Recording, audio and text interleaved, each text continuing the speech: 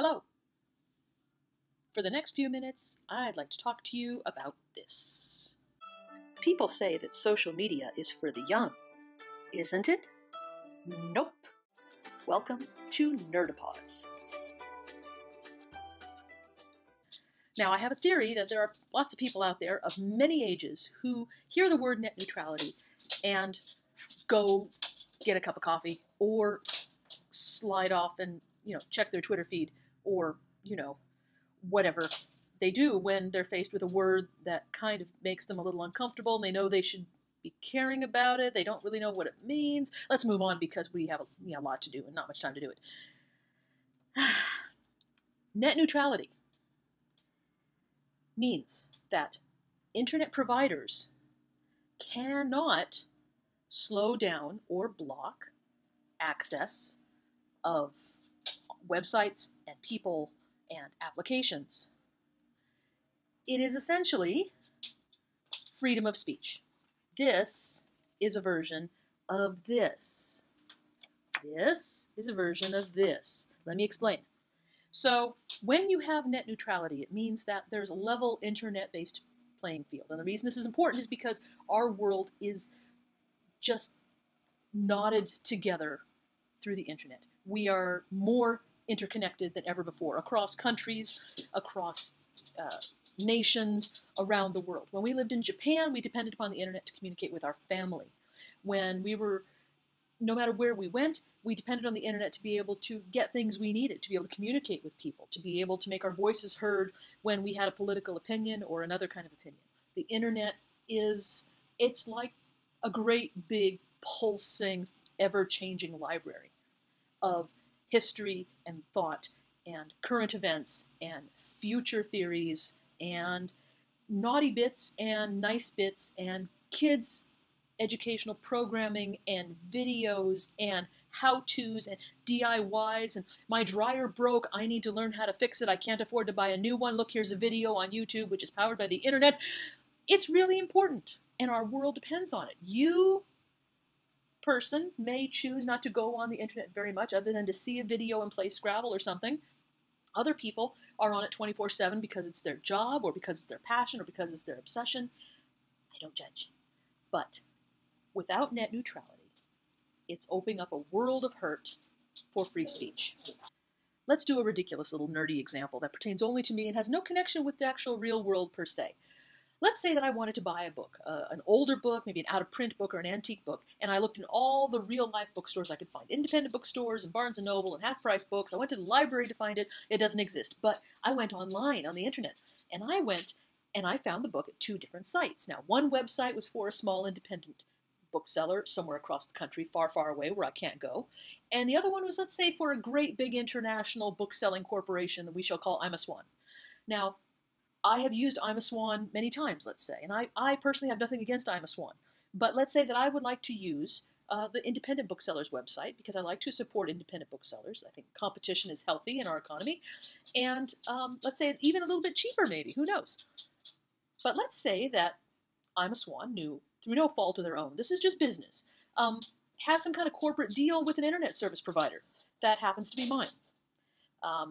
And let's say that they have a deal where there is no net neutrality and the internet service provider can kind of slow down and, kind of filter out, where people go to get their books. So they have a little algorithm in there where if you're looking for books at I'm a Swan, your speed is really fast. And if you're looking for books at Joe Schmo's little independent bookstore, your speed kicks down a little for some reason or is blocked. Glitch. Oh no. And it can be explained away.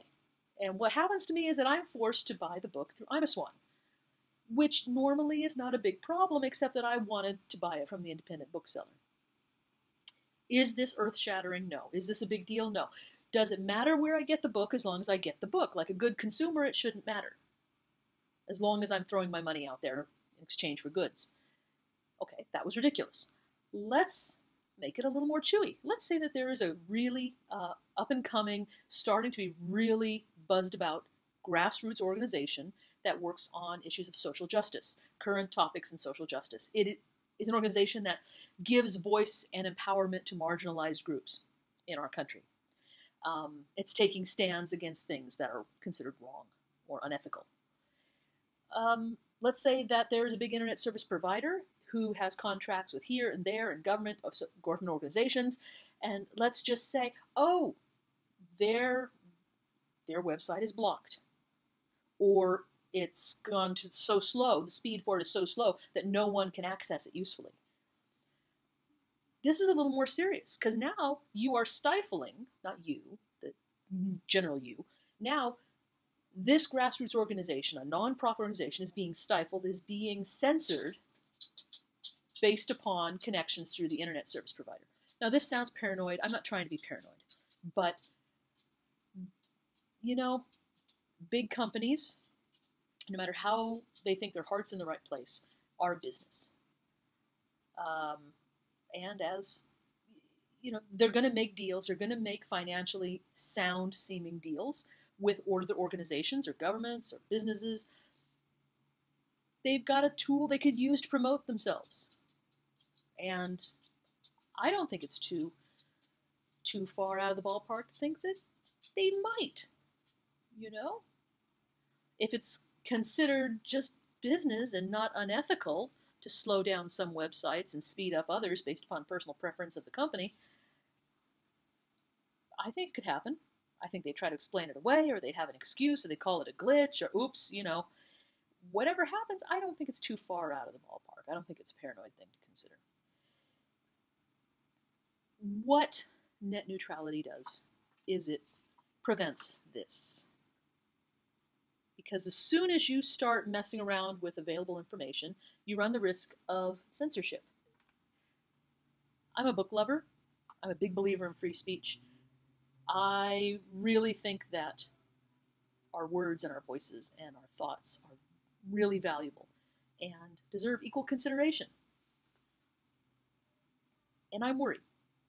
Now, for those of you who see the word or hear the word net neutrality and your brain shuts off because it sounds techie, it sounds like, you know, this really weird term, net neutrality. I mean, you know, what does that mean? A neutrality? Oh, you know, sometimes you just can't be bothered. And I kind of get that. But if you're using the internet for stuff and you like to use the internet for stuff, I'm hoping that you are in favor of free speech. Your freedom to look up any website you want, to use any application for any game you want, you know, that's free speech. The minute net neutrality goes away, if it goes away, and I hope it doesn't go away, but if it goes away, you run the risk of this happening. And it's going to happen slowly, and it's going to happen in tiny ways that you can't even see. That's how this kind of change happens. Big legislation, tiny little changes, little steps towards some big, scary stuff, some loss of freedoms. And for me, the biggest danger is it's going to, if we lose net neutrality, it is going to silence an awful lot of small businesses and marginalized groups and really important voices that are part of the fabric of our country. Because if you don't have an internet presence and you have an issue or a company to promote, it's really hard to be heard. Because this is the transportation of ideas that are happening now. This thing I'm talking on. So just think of it this way. Net neutrality is a version of free speech, and if we don't have these, we end up with a lot of this. And then just bad things will happen. If you want to learn more, I'm going to add some links to the end of my video that I use to get information.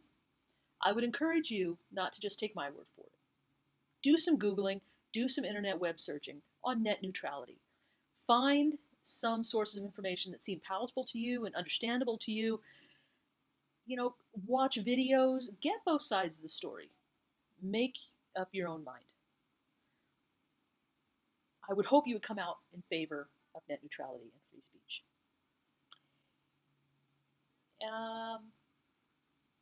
And as soon as you do have a strong opinion, if you are in favor of net neutrality, I encourage you to take a moment and reach out to people who are in positions to make choices about it.